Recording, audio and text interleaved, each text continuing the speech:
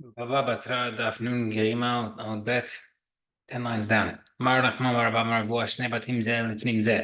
If there are hefker apartments and there's a inner apartment and outer apartment, and the outer apartment is basically by itself. You could walk in from the outside, but the inner one, you have to pass through the outside in order to go to the inner one. Why does that make a difference? It makes all the difference. We'll see right now. If someone does a hazakah act on the outside to acquire only the outside, can I you acquire outside? Like I'm not talking about that if you do outside in order to acquire outside and the inside. Kana you acquire the outside. You don't acquire the inner one. There's no connection.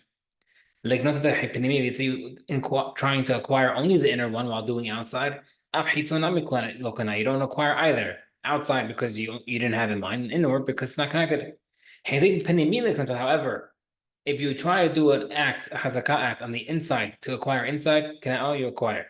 Like not try to do if you do inside to acquire inside and outside, you do acquire both because it's connected. The outside is necessary for the inside. So if you're doing inside for both, it works. Like not but obviously if you're trying to do inside for outside only, you don't get either because you didn't have it in mind. If someone builds a large mansion on the property of a dead ger, why specifically ger? Every Jewish person has relatives no matter what, however far extended. A convert, once he converts, he loses all previous relatives. So if he dies without getting married and having kids, he doesn't have any relatives. So a dead convert, we're going to assume without relatives, dies. And he has a property. If someone builds a mansion on Ubach and another guy comes there, and the thought puts the doors in that mansion, Kana, the second guy gets it. My time, my why?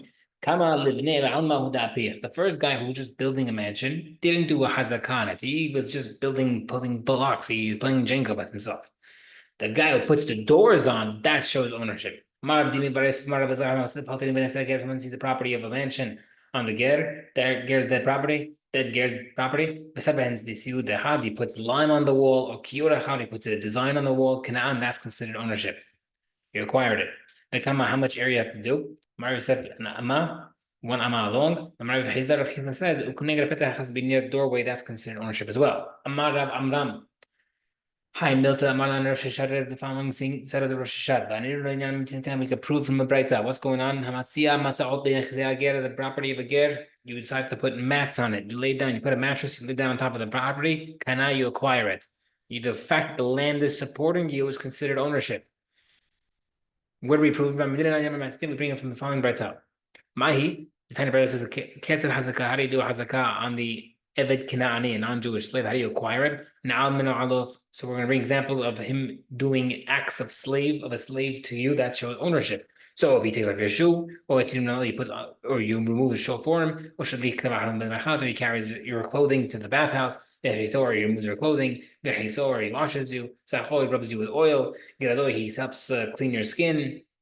They'll be sure he dresses you. Then he puts your shoe for you. Or if you pick him up, can you acquire him? Says,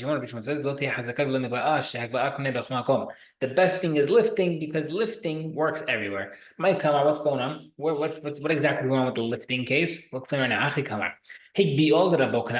holds that if the slave lifts the master acquires it. But if the master picks him up, lo kano doesn't acquire it.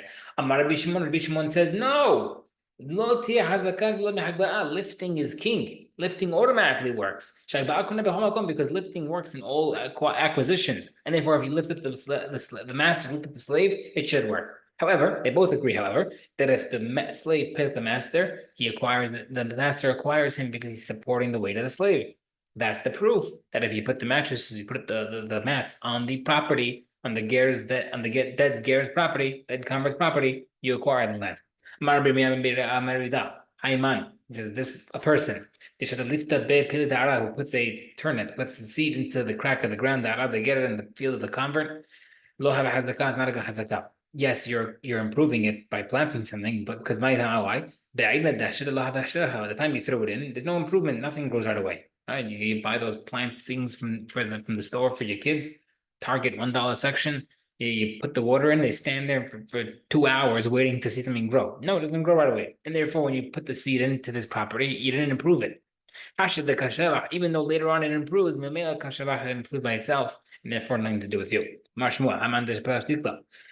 Few cases. If someone removes branches from a palm tree, right? A hefker palm tree, you remove branches, and then you say, "Oh, I wanted to acquire it."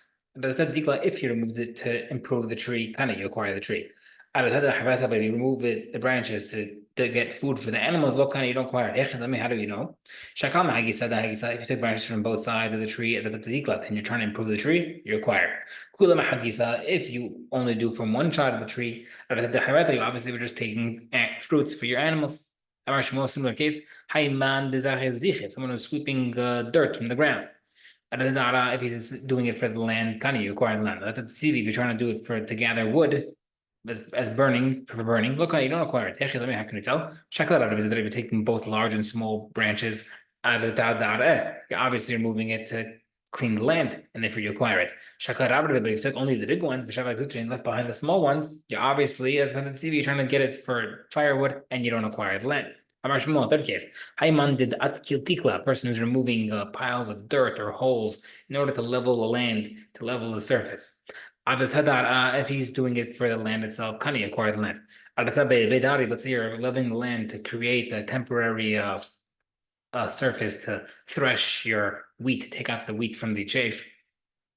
Lokan, you don't acquire it. How can you tell? If you took the dirt and you put it into the holes, that's a good way to level the ground to make it for yourself. And you acquire. But if you're just flattening the earth, not so carefully, that's up and filling some holes. Therefore, you're trying to just make a quick impromptu threshing floor and you don't acquire it. A person who made an opening for water to go onto the land. If you did it for the land to irrigate it, kind of you acquire it. But if you made an opening to catch fish, look, you don't acquire land. If you make two holes for the water, one for the water to go in, one for exiting, you're obviously just trying to catch fish because you're trying to get the fish to stay in the middle. You only made one opening. You're obviously trying to irrigate the land and you acquire the land. There was a woman who used to eat the fruit of a tree. For 13 years she ate from this tree. Another guy comes and dug a little bit under the tree. Some people say it was the Rabbi said that it belonged to the man because the lady never made a kinyan. The woman obviously upset, started yelling, "It's not fair." She told her, he told her, I can't help it. She did not do a hazakah like people do, and therefore removing the fruits from one side of the tree is not considered a kinyan. Like we said, if someone draws a picture on the owner on the property of a ger, can I acquire it? The Rav and Rav himself acquired the garden next to the Bet Midrash by drawing a picture. Itmar. A field that has boundaries dividers. Amarav Hunab Marav once he puts the shovel in and takes one shovel full out, Kanakule acquires the whole field. No, even though it's surrounded by four walls, you only acquire the part that you shoveled. Now, let's say there is no boundaries. How far can you acquire by digging? The Gemara says, you have to plow as much as in order to acquire, you have to make a hole on one side and a hole on the other side for the space of an ox to go back and forth. You make that space, that will be the circumference of the amount you're acquiring. You don't have to dig the entire thing. You have to do a circumference from one end to the other end, east to west, north, south, to acquire that much land. Amen.